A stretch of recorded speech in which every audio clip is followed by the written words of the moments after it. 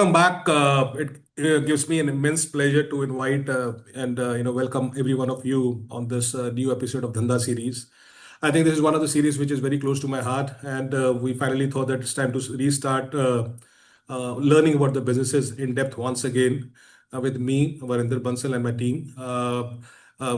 Basics first and disclaimer first that this entire episode what we are doing is only for educational purpose. We are not recommending to invest or do anything in the company, whatever company comes on this episode. We are honored today that we have Sanjay ji today from Fusion Finance.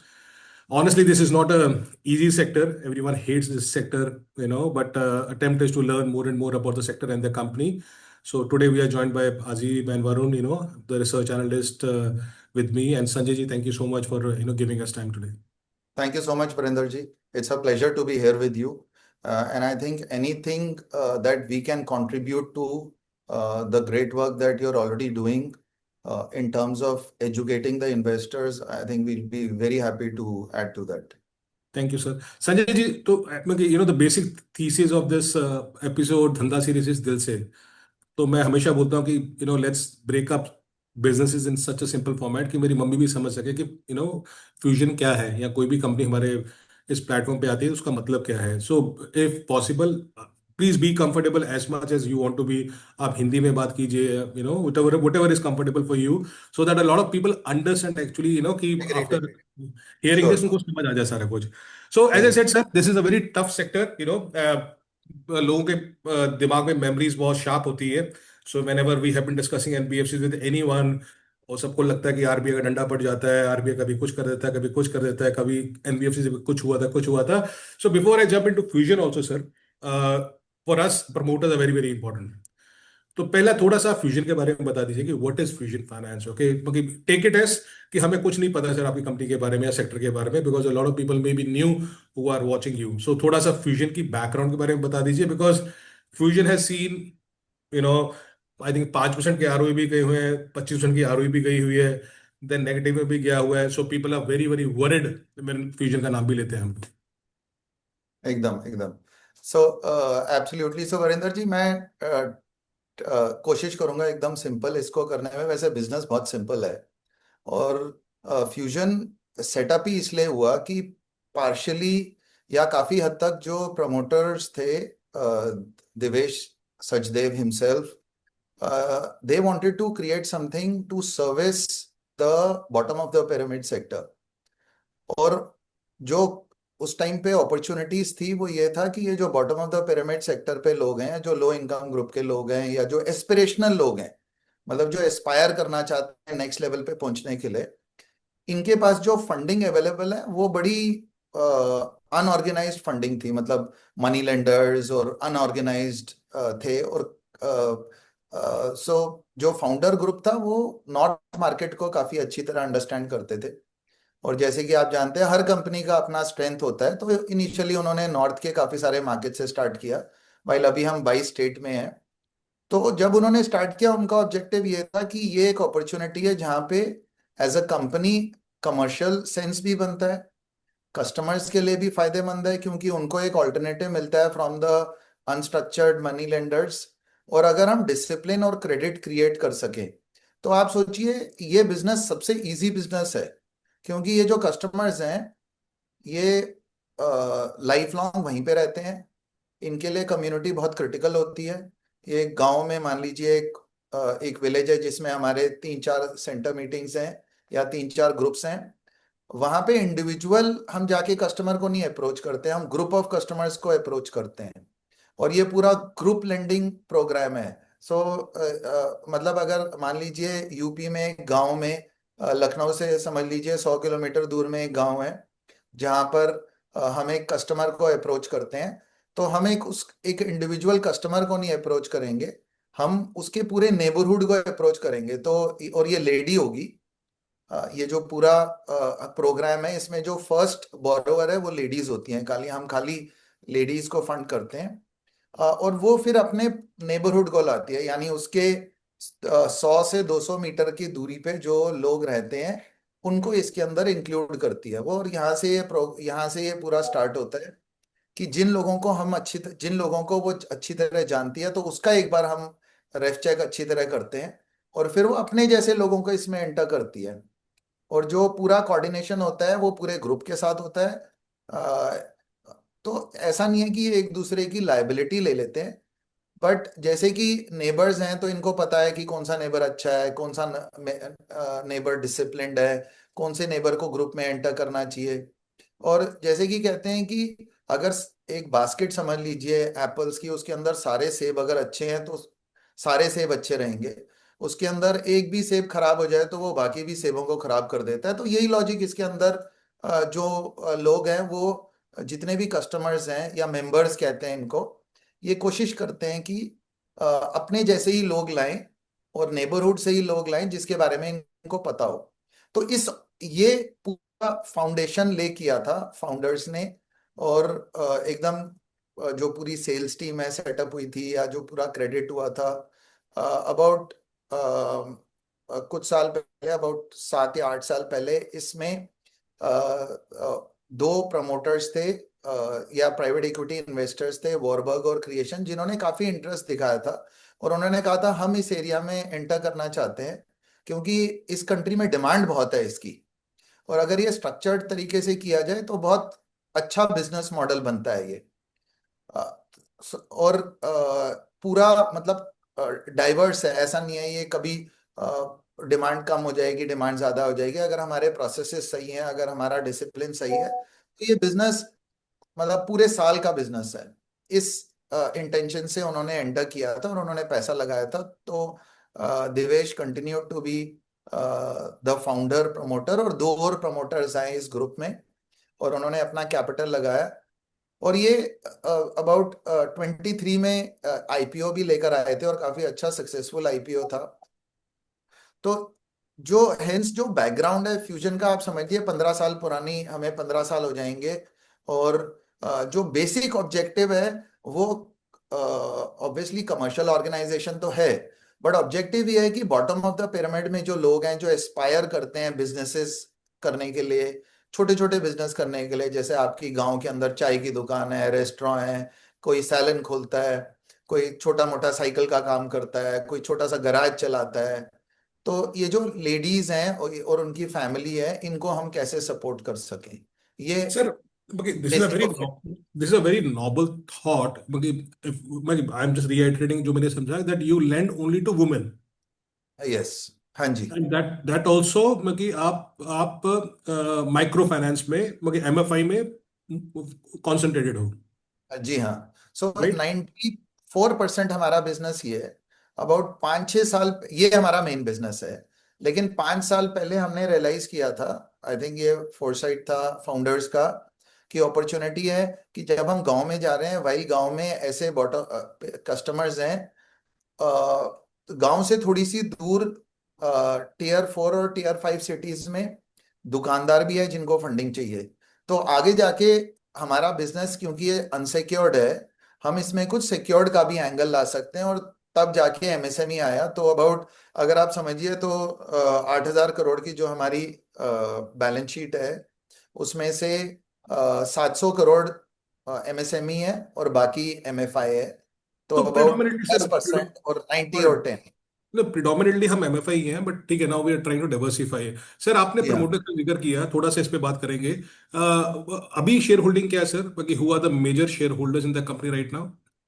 सो अभी जो promoter group है वो तकरीबन 54%, 54-55% रफली share holding है उनका। और ये between Warburg, creation and Divesh है जो कि फाउंडर है, ये तीनों है। और सो ये मेन प्रमोटर ग्रुप है। और और ये बहुत ही स्ट्रांगली लॉन्ग टर्म में एसोसिएटेड हैं। इसीलिए जब राइट्स इशू भी लाया था, जब ये प्रॉब्लम हुई थी इंडस्ट्री की, तब कैपिटल के लिए राइट्स इशू लाया था, तब वॉरबर्ग ने फ्रंट एंड किया था। और 800 करोड़ का जो इशू था, जो राइट्स इशू आया था, वो वॉरबर्ग ने एकदम काफी कॉन्फिडेंस के साथ उसको पुट अप किया था। और आपने उसका रिजल्ट देखा है कि जिस तरह से वॉरबर्ग उस राइट्स इशू के पीछे कॉन्फिडेंट थे, बाकी सब इन्वेस्टर्स ने भी उस पे एग्रेसिवली एंटर किया और कॉन्फिडेंस ले डाउन किया कि हाँ ये प्रॉब्लम है कंपनी में। बट मेरे ख्याल से जैसे जो वॉबर्ग ने और दिवेश ने और क्रिएशन ने एक्सप्लेन किया मार्केट को कि ये हमारे आगे की स्ट्रेटजी है, और आप चेंजेस देखिए पिछले 3 से 6 महीने में काफी चेंजेस हुए हैं, तो वो देख के काफी लोगों को, इन्वेस्टर्स को कॉन्फिडेंस आया। सर इसमें सिडबी और वेस्ट ब्रिज का कोई रोल है? Do they own any stake in the company? So company में स्टेक नहीं है, कंपनी में इनका कोई स्टेक नहीं है। Got it. Sir, sorry, but we're talking about the promoter, so that is why Devesh sir का देखा sir that he has been selling stake in the company. हाँ जी। सो So, Divesh, sorry, okay, my next question is that, who is in the driving seat now? Because, we heard, okay, again, बातें चल रही है कि, Devesh sir, SIDBI और waste bridge में कुछ अभी भी टेंशन है, and with the three multi promoters you're having, who actually is in the driving seat for Fusion right now? Okay, you mean Divesh, Warburg and creation, Yeah, ये yeah, तीन yeah. से है। Yeah. तो अभी सो जैसे कि आप, ये तो मतलब हमने डिस्क्लोज किया हुआ है दैट लॉन्ग टर्म स्ट्रेटजी के तहत Divesh step down from the CEO position about 8-9 महीने पहले। I entered as a CEO in March this year. और ऑब्जेक्टिव ये है कि Divesh will move out of the executive position. Now उनका क्या स्टेक होगा, क्या रहेगा, वो एकदम उनका पर्सनल डिसीजन है, but from running of the firm I will be running the company. And in fact Divesh और मेरे बीच में बहुत ही स्मूथ ट्रांजिशन रहा है, और दिवेश काफी इन्वॉल्व थे हायरिंग में भी। मतलब मेरा जो इनिशियल इंटरव्यूज थे उसमें से आप समझ लीजिए 40-50% टाइम मैंने दिवेश के साथ स्पेंड किया था, क्योंकि उन्होंने ये कंपनी फाउंड करी है और बहुत जरूरी था उनका पर्सपेक्टिव समझना। और उनके लिए बहुत जरूरी था कि क्या हम सही आदमी को ला रहे हैं, क्योंकि उन्होंने एक कल्चर बिल्ड किया है। हम ये चाहते थे, मतलब कंपनी ये चाहता था, या बोर्ड ये चाहते थे कि इसको आगे जब स्केल अप करें आगे, और ये टफ बिजनेस नहीं है बट ये कॉम्प्लिकेटेड बिजनेस है, तो उनका ऑब्जेक्टिव था कि इसमें क्रेडिट कैसे लाए, कुछ नई चीजें कैसे लाएं जो अभी तक माइक्रो फाइनेंस में नहीं होती है, टेक्नोलॉजी और डेटा और क्रेडिट को कैसे और स्ट्रांग बनाएं, ताकि हम ऐसी कंपनी बना सके कि अगर हर 3-4 साल में साइकिल आए भी तो हम लास्ट मैन स्टैंडिंग हो। तो उसके लिए, या बिकॉज ऑफ दैट, ये डिसीजन लिया गया कि दिवेश अ, अपने एग्जीक्यूटिव पोजीशन से मूव आउट करेंगे और धीरे धीरे मैं ट्रांजिशन करूंगा। तो पहले 30 to 60 डेज जितने भी डिसीजन मैंने लिए, एक्चुअली हमने ऐसे रन किया कि दिवेश फ्रंट एंड पे थे, मैं देख रहा था कि दिवेश कैसे डिसीजन ले रहे हैं या क्या कर रहे हैं, और दो एरियाज थे, टेक्नोलॉजी और क्रेडिट, जो मैंने दिवेश को कहा दिवेश इसमें मैं डायरेक्टली इन्वॉल्व होता हूँ और मेरी अंडरस्टैंडिंग अच्छी है, तो मैं यहाँ पे डिसीजन लेता हूँ टेक में और क्रेडिट में, और आपको मैं इन्वॉल्व रखता हूँ। बाकी rest of the firm you run, और मैं पीछे देखता हूँ कि आप कैसे सोच रहे हो या आप कैसे काम करते हो। 30 डेज के बाद, मतलब धीरे धीरे वो ट्रांजिशन होता गया, तो 60 डे के बाद मैं कंप्लीट फर्म रन कर रहा था और दिवेश वाज बिहाइंड मी, और मेरे को जो भी मैं क्रिटिकल डिसीजन लेता था या जो भी डिसीजन लेता था मैं दिवेश के साथ डिस्कस करता था, बट फ्रंट एंड में मैं था। पिछले 60 डेज में या 45 डेज में मैं कंप्लीटली रन कर रहा हूँ बिजनेस। और मतलब आपने पूछा ड्राइवर कौन है, तो मैं ड्राइवर हूँ, और मैं इनपुट्स लेता हूँ बोर्ड से। दिवेश के साथ तो मैं काफी क्लोजली वर्क करता हूँ, एंड द टू की share holders which is Warburg and creation, but जो कंपनी है वो मैं ड्राइव कर रहा हूँ। Sir, don't वो mind me asking this thing कि, आपको ESOP मिला हुआ है sir? Like, I'm sure, you joining also will be a challenge for you. It's a big challenge. And I don't know why in the last 1 year I have seen a lot of changes happening in a lot of NBFCs where many smart people are coming into, many companies. तो सुजलॉन के जैसे CFO साहब थे, वो सम्मान में चले गए हैं। तो I'm sure that personal level पे भी, there should be some challenge plus, a drive also. So if you don't mind sharing that. सो ये तो सो ऑब्वियसली खाली मैं ही नहीं, हमने और आप देखेंगे तो ये सेबी पे इंफॉर्मेशन है जो हमने लिस्ट की है। The day I came in, subsequently after that there are a lot of people in the organization जो सीनियर लेवल पे हैं या जो की डिसीजन में इन्वॉल्व हैं, उन सबके, क्योंकि बहुत जरूरी है जब ऑर्गेनाइजेशन अच्छा कर रही है तो सीनियर मैनेजमेंट का स्किन इन द गेम होना बहुत जरूरी है। और इसीलिए खाली मैं ही नहीं, सिग्निफिकेंट नंबर ऑफ लोग हैं जिनको स्टॉक ऑप्शंस दिए गए हैं, और जिनकी फ्यूचर वेल्थ लिंक्ड है ऑर्गेनाइजेशन की परफॉर्मेंस के साथ, जो कि हमें लगता है बहुत जरूरी है। No, no, good, sir. Varun, Azib, okay, I'll keep on asking questions. You can jump in, okay, if you want to ask, okay, later on. Sir, sorry, okay, again on this subject, okay. Fusion is kind of a case study for me, to be honest, okay. Like it's a company which is a case study. Like you really said कि जब ये company list हुई थी and there was, quite excitement in the markets. If people remember 7-8 साल पहले अलग excitement थी, with Warburg coming in and being one of the promoters. I think they have a very, very big track record in the financial services space in India with Kotak, Shriram Group, HDFC, where they were, large investors in all those things. So clearly, it was a kind of like wow, when it was happening in Fusion. But sir no one could have thought कि यार कि Fusion को 20% credit cost होगा, like minus में हम ROE minus में चली जाएंगी. I really want to understand what went wrong in the last 2 years, okay. Like can you break down कि what went wrong with fusion?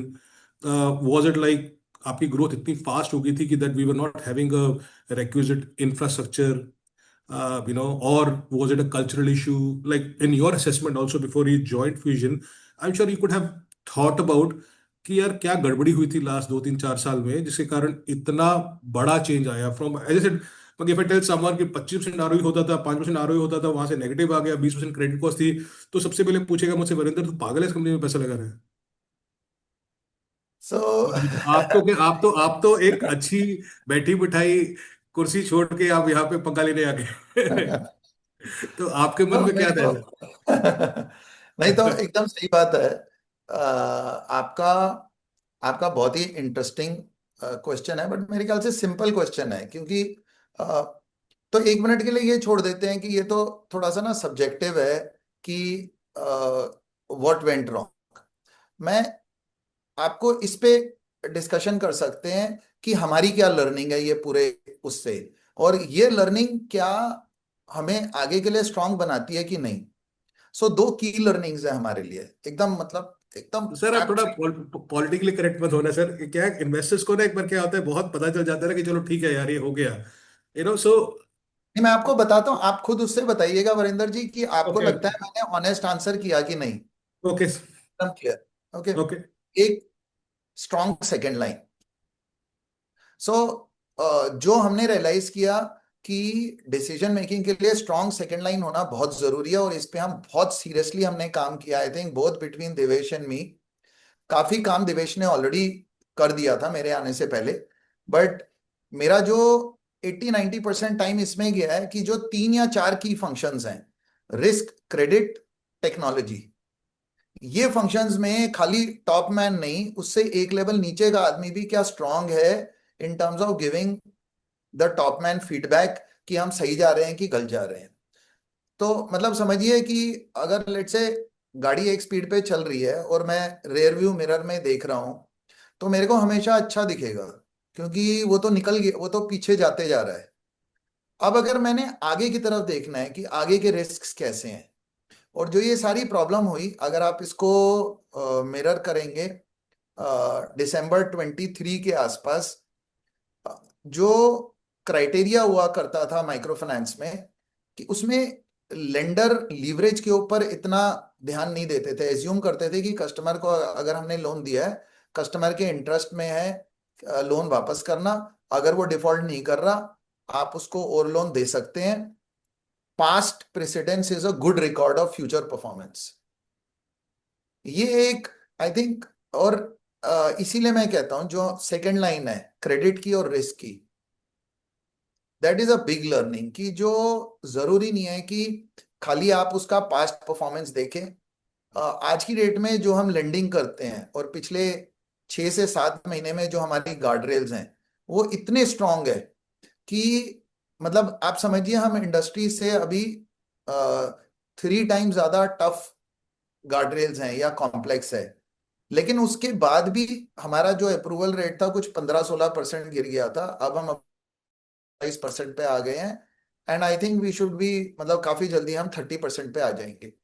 तो एक कस्टमर जिसने पास्ट में परफॉर्म किया है या नहीं किया is not the only reason but sir किसी को उसका सर बट उसका करना चाहिए। कारण क्या था सर? उसमें का कारण, you didn't have technology, there was no culture in the organization, the people on the ground who were there to collect the money, they were not there. मतलब this is a NBFC. I think customer behaviour change हो रहा था। अगर आप देखें, ऐसा नहीं है कि पूरी इंडस्ट्री का पार सिग्निफिकेंटली ऊपर गया। अब फ्यूजन ने एक चीज करी कि फ्यूजन ने क्लियर, दूसरी चीज, अब मैं दूसरी आपको चीज बताता हूँ। इन टर्म्स ऑफ टेक्नोलॉजी काफी सारे प्रोसेसेस मैनुअल थे। और ये इंडस्ट्री में ऐसा था कि काफी सारे प्रोसेसेस मैनुअल थे। मतलब अगर आप कोर बैंकिंग सिस्टम देखें, जैसे बैंकिंग और बाकी एनबीएफसी यूज होती हैं, बहुत ही कम माइक्रो फाइनेंस कंपनी में कोर बैंकिंग सिस्टम यूज होता है। अब पिछले 2 या 3 महीने में कोर बैंकिंग सिस्टम्स लोग इम्प्लीमेंट कर रहे हैं या माइग्रेट कर रहे हैं। तो जो टेक्नोलॉजी अवेलेबल थी, अब on top of these two what happened was कि दिसंबर के बाद ना जो कस्टमर बिहेवियर सिग्निफिकेंटली एकदम बहुत जल्दी चेंज हो गया। सो कस्टमर बिहेवियर चेंज हो गया, उसके बाद मल्टीपल एक्सटर्नल मेट्रिक्स थे जिन्होंने उसको इम्पैक्ट किया। बट 3 से 4 महीने में कस्टमर्स बहुत क्विकली चेंज हो गया। और ओवर लीवरेज यानी number of lenders became a very key criteria for performance of the company. और सर हमारा 4 लेंडर पे अबाउट 31% हुआ करता था। अगर आप मार्च का डेटा देखें, मार्च 24 का डेटा देखें, इंडस्ट्री अबाउट 19 से 20% पे थी। सो अगर आप पूछें, one of the key things, की लर्निंग है कि लेंडर लीवरेज बहुत ही इंपॉर्टेंट है। और इसको क्या और लोग थे जिनका इस हमारे जितना था? हाँ थे। बट हमने रियलाइज किया कि वो की लर्निंग है, कि लेंडर लीवरेज इज अ की लर्निंग। तो ऐसे और बाकी गार्ड तो क्लियर हैं, बट हमारे पास अब ऐसे 10 से 12 लर्निंग्स हैं क्रेडिट साइड में, जो कि क्लियरली शो करती है कि अगर हमने ये डेटा मतलब हाइंडसाइड में देखा होता तो उन कस्टमर्स को शायद हमने डिफरेंट अमाउंट ऑफ लोन दिया होता या लोन नहीं दिया होता। हमारी जो अच्छी चीज थी कि हमने बहुत ज्यादा टिकट साइज नहीं दिया कस्टमर्स को, या हमने बहुत सारे टॉपअप्स नहीं किया, हम एक कस्टमर को एक ही लोन देते थे। वो उसकी वजह से क्या हुआ कि जब हमने प्रॉब्लम रिकग्नाइज करी और डिक्लेयर करा कि ठीक है, there is a we we agree that there is an over leverage, and हम रिपोर्ट कर रहे हैं ये, कि उस टाइम पे आप देखिए किसी ने भी नहीं रिपोर्ट किया था Q1 में। I तो am totally with you, sir. You were the first one to highlight this correct, issue, okay, correct. तो in the उसके बाद industry. क्या, करेक्ट, तो उसके बाद क्या हुआ वरिंदर जी, हमने कैसा है कि अगर डेलिक्वेंट कस्टमर्स को हम रिपोर्ट आउट करते हैं कि हम इनको आगे फंड नहीं करेंगे, सो दे दे ऐसे डेलिक्वेंट कस्टमर्स कंप्लीटली एक्सपोज हो जाते हैं, मतलब उनके पास कोई ऑप्शन नहीं होता और वो पूरे डेलिक्वेंट हो जाते हैं। बट ये जो लर्निंग हमारे लिए है कि कौन से मेट्रिक्स कस्टमर में देखने हैं, ये अभी क्लियर है। 10 से 12 मेट्रिक्स हैं जो कि क्लियरली हमारे पास हैं, जिसके बेसिस पे हम सारी क्रेडिट अंडरराइटिंग कर रहे हैं। और जो दो की लर्निंग जैसे मैंने आपको एक्सप्लेन किया, एक क्रेडिट, आप देखिए अब हमारे पास एक चीफ क्रेडिट ऑफिसर है। आप किसी भी माइक्रो फाइनेंस कंपनी में क्रेडिट एज अ फंक्शन नहीं देखेंगे रिपोर्टिंग इनटू एमडी, और चीफ क्रेडिट ऑफिसर जैसी कोई पोजीशन नहीं देखेंगे। दूसरा, टेक के अंदर हमने बहुत इन्वेस्टमेंट की है और हम पूरा प्लेटफॉर्म माइग्रेट कर रहे हैं। ऑलरेडी इसका 85-90% काम हो गया है। दिवेश ने ऑलरेडी मेरे आने से पहले काफी कुछ कर दिया था, बट मेरा काम है इसको एक्सेलरेट करना। तो लेट से मान लो इसमें अगर 1.25 साल लगता, तो इसमें 5 से 6 महीने और लगेंगे। और ऐसा नहीं है कि ये एंड पॉइंट मतलब जैसे फेब 26 या मार्च 26 में हम पूरा माइग्रेट कर जाएंगे, बट ऐसा नहीं है कि उसी दिन खाली चेंज होगा। Already while I am in the system पिछले 5 महीने से काफी सिग्निफिकेंट चेंजेस हो रहे हैं। जैसे अभी हमारा जो पूरा क्रेडिट प्रोसेस है और डॉक्यूमेंट साइनिंग है, कंप्लीटली 100% पेपरलेस है in the old system only. इसमें और भी चेंजेस होंगे जैसे जैसे आता रहेगा, बट हर महीने हम कुछ ना कुछ इसमें डेवलपमेंट कर रहे हैं। तो ये 2 या 3 की लर्निंग्स थी हमारी, जो कि हमने कंप्लीट बिल्ड इन कर लिया है। और जिसे कहते हैं ना, जैसे आप कोई भी किसी की भी रिलीजियस बुक होती है जो वो मान के चलता है, चाहे वो कुरान हो या गीता हो या कोई भी ऐसी बुक हो किसी की, हम मान के चलते हैं ये जो हमारी लर्निंग है यही हमारी गीता या बाइबल है या कुछ भी है। और इसी पे हम यही हमें हेल्प करेगा आगे कि ऐसी गलतियां दोबारा ना हो। संजय सर, मैं वैसे ही पूछ रहा हूँ आपसे, जस्ट टू अंडरस्टैंड, मतलब I respect that, at least Fusion was the first one in industry to highlight this issue, जो था। बट सर, मैं see sorry, why I am coming from where I am coming, the biggest fall outs we have seen in NBFC sector, आपको पता होगा, चाहे वो yes bank हो, चाहे वो देवान हाउसिंग हो, चाहे बहुत ऐसे केसेस हुए हैं जहाँ पे हमने देखे थे, केसेस देखे थे जहाँ पे मालूम नहीं चलता कि कहाँ से बुक कितनी बड़ी हो जाती है, 1 लाख करोड़ हो जाती है, फिर जीरो हो जाती है, राइट? सो मैं अगर बोलूँ कि ये कस्टमर इश्यूज थे सारे के सारे, तो I know that there are things which can be addressed, like what hopefully Warburg and you are addressing it. You know as I said sir, I could never imagine कि यार 20% credit cost हो जाएगा, I could never imagine minus ROE आपकी company हो जाएंगे, and that too for Warburg kind of promoter. So I am saying कि आपको क्या दिखा सर, आपको क्या दिखा कि यार ये दो चीजें मुझे ठीक कर दूं तो ये जो बुक साइज है ये 10 गुना हो सकता है इस कंपनी का। क्या दिखा कि यार ये गलती हुई थी, बट ये I don't know, I am just saying that still what we hear on the ground, the things are still collection issues हैं, कल्चरल इश्यूज हैं। यू नो जैसे आपने बोला कि आपका बुक माइग्रेट हो रहा है थोड़ा सा MSME में, but is it easy because the culture of micro finance is very different from MSME?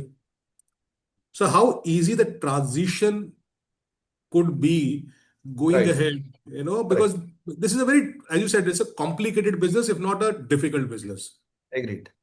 And sorry, last thing, because whenever we think about NBFC, सबको डर बहुत लगता है सर, मतलब ऐसा लगता है कि यार NBFC में क्यों पंगा ले रहे हो तुम लोग, एंड फ्यूजन का हमें, like for me personally, the confidence only comes कि boss, look at the promoter pedigree, okay? So when we go, we are not going with anyone, but we are going with Warburg, you नहीं know. तो आपने एकदम, I think आपने एकदम सही चीज। तो मैं आपसे आपने जो 3 क्वेश्चन पूछे हैं एक एक करके उनको आंसर करता हूँ। कि पहले आपने पूछा मैंने क्या देखा, क्या 2 चीजें चेंज कर सकते हैं। मैं आपको आउटसाइड इन व्यू बताता हूँ। पर्सनली मैंने ये देखा कि ऑर्गेनाइजेशन की जो, जैसे हम जब मैट्रिक्स है, जब हम बाहर से देखते हैं या जब ब्रांच में आप देखो, तो ब्रांच मैनेजर है वो 3 साल से ब्रांच के अंदर है, 4 साल से ब्रांच के अंदर है या सिस्टम में है। ऐसा नहीं है branch manager area manager change होते जा रहे हैं बहुत। तो वो पहला नेगेटिव ट्रिगर होता है कि इतने चेंजेस ग्राउंड लेवल पे क्यों हो रहे हैं। ऊपर तो चलो ठीक है, परसेप्शन है, बट ब्रांच में ब्रांच मैनेजर और एरिया मैनेजर चेंज नहीं होना चाहिए। तो 75 to 80% जो लोग हैं ग्राउंड पे, उनको 3 से ज्यादा साल हो गए हैं। जहां तक कल्चर की बात आती है, ये ना, आप समझिए जो हमारे एम्प्लॉयज हैं वो भी विलेजेस से आते हैं, ऑल्दो डिफरेंट विलेजेस से आते हैं। वो बड़े सिंपल से लोग हैं, उनकी बहुत सिंपल एक्सपेक्टेशंस हैं और बहुत ही डिसिप्लिन्ड लोग हैं। हमें, अगर हम क्लियर हैं कि हमारे पास क्या, हमारे पास सिस्टम्स हैं, हमारे पास टूल्स हैं, उनको एक पर्टिकुलर लेवल पे ले जाने के लिए, तो जो आप इमेजिन नहीं कर सकते कि जो डिसिप्लिन है। और आई मुझे ऐसा लगता है, जब मेरा व्यू मान लीजिए 70% था बाहर से कि पता नहीं कैसा कल्चर होगा, पता नहीं कैसे लोग होंगे, मैं भी आउटसाइड इन व्यू लेके आया था। बट मैंने ये देखा था कि मैं कुछ 8 या 10 ब्रांचेस गया था बिफोर ज्वाइनिंग, और मेरे को जो उनमें से 90% ब्रांचेस में माहौल बड़ा अच्छा लगा था। मतलब लोगों का ये था कि ऑर्गेनाइजेशन का नुकसान नहीं होने देना है। ऐसी, मतलब पहले तो ये कल्चर होना बहुत जरूरी है ग्राउंड पे, क्योंकि नॉर्मली कंपनीज में ग्राउंड और HO डिटैच्ड होता है। तो ये बहुत पॉजिटिव कल्चर था, जिसकी वजह से मैं बहुत क्विकली ये सब चेंजेस इनकॉर्पोरेट कर पाया। क्रेडिट टेक चेंजेस करने हैं, कस्टमर रिजेक्शन करना है, हमने हर कस्टमर को लोन नहीं देना है, ऐसे कस्टमर्स को रिजेक्ट करना है, एग्जिस्टिंग कस्टमर्स के लिए क्या प्लान्स लाने हैं, प्री अप्रूव कैसे कर सकते हैं कस्टमर्स को। आप देखिए, सो ये बिजनेस, और इसमें मेरा क्या एडवांटेज था कि क्योंकि मैं माइक्रो फाइनेंस से नहीं था, ऑल्दो मैंने रूरल किया हुआ है, सेमी अर्बन किया हुआ है, रिटेल फाइनेंस मैंने बहुत किया हुआ है, क्रेडिट मैं अंडरस्टैंड करता हूँ। तो मैं उनकी पेन समझ पाया, कस्टमर की भी, और हमारे जो फ्रंट एंड लोग हैं उनकी पेन मैं बहुत क्विकली समझ पाया। और rather than looking at just the micro finance solutions, मैं अपने टेक के साथ या क्रेडिट के साथ उनको सॉल्यूशन क्विकली दे पाया। तो मेरे ख्याल से कल्चर हमारा बहुत अच्छा है, और बहुत ही सॉलिड कल्चर है।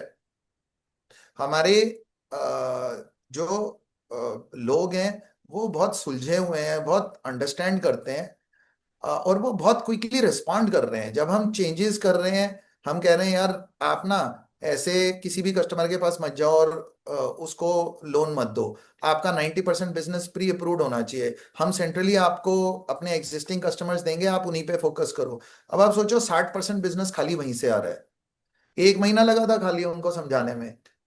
सो लोग अलाइन हो रहे हैं, अगर वो देख रहे हैं कि और हम ग्राउंड पे जाके ये सब कर रहे हैं। पहले 60 डेज मैंने एचओ के अंदर 10-20% डिसीजंस लिए थे, और 90% टाइम मैंने ग्राउंड पे स्पेंड किया था टीम्स के साथ, जस्ट अंडरस्टैंड करने के लिए, क्योंकि उस टाइम पे डिसीजन मेकिंग भी मैंने दिवेश को कहा था, दिवेश आप करो डिसीजन मेकिंग, मैं ग्राउंड पे समझना चाहता हूँ कि प्रॉब्लम्स क्या है।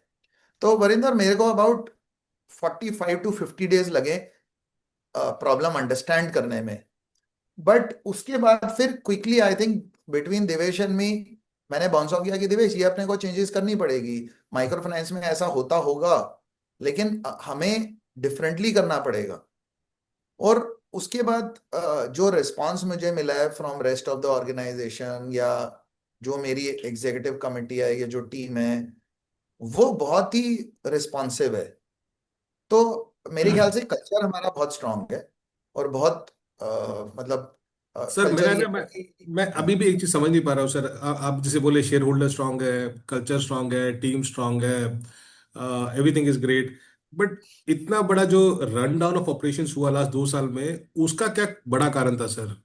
ओवर सो लेवरेज आई, आपने बोला कि वो हो गया, but I am saying that is external, but internal what क्योंकि रीजंस मैंने यू आपको एक्सप्लेन किया ना फाउंड? वरिंदर जी, देखिए, सो देखिए, दो किसी को भी ना, मेरा ऐसा व्यू है, मैं उस स्कूल ऑफ थॉट से आता हूँ कि गलती कहाँ पे हुई वो सेकेंडरी है, वो तो बहुत ही सब्जेक्टिव है। जो हम्म। क्रिटिकल है, अब क्या डिफरेंट करना है, और क्या जो अब हम कर रहे हैं वो सारी प्रॉब्लम्स को आंसर करता है कि नहीं करता। क्योंकि गलती कहाँ हुई इज अ वेरी, मतलब मतलब आई कैन टेक 1 साल लग सकता है मुझे फिगर आउट करने में। और और मैं हमेशा, जो मैंने अपनी पिछली ऑर्गेनाइजेशंस में भी काम किया है, मैंने सीखा है अपने मेंटर्स से और बहुत सीनियर सीईओ से और एमडी से, कि उस पे काम करते हैं कि ऐसा क्या क्रिएट करें कि ये एरर्स दोबारा ना हो। तो क्या सर अब जो जितना आप कर रहे तो हो। जितना भी आपने प्रॉब्लम्स देखा था फ्यूचर में, से 100 प्रॉब्लम देखा होगा या 10 प्रॉब्लम देखा होगा, are you confident that you have addressed 80 to 90% of them और may be more? So I think पहले तो 3 या 4 प्रॉब्लम्स थी। मैं बोला कोई भी नंबर ले लो, मैं बोला कि वोट 4-5 प्रॉब्लम थे, तो 4-5 प्रॉब्लम तो में 80-90% हंड्रेड सॉल्व हो चुका है। परसेंट ऑफ द 100% जो प्रॉब्लम्स है वरिंदर जी, दे हैव बीन रिकॉर्डेड। उसके ऊपर, उसमें से 90% पे काम कंप्लीट हो चुका है, 5 से 7% है जिस पे काम बाकी है। बट वो जो 5 से 7% है उसमें भी आधा काम हो गया, बाकी आधा काम बाकी है। सर लेकिन आपके आपके आने के बाद सर, आपने ह्यूमन रिसोर्सेज में कितना चेंज किया? लोग नए लेकर आए, कुछ और लोग यहाँ पे थे जो बाहर, शायद उनको टाटा बाय बाय कर दिया?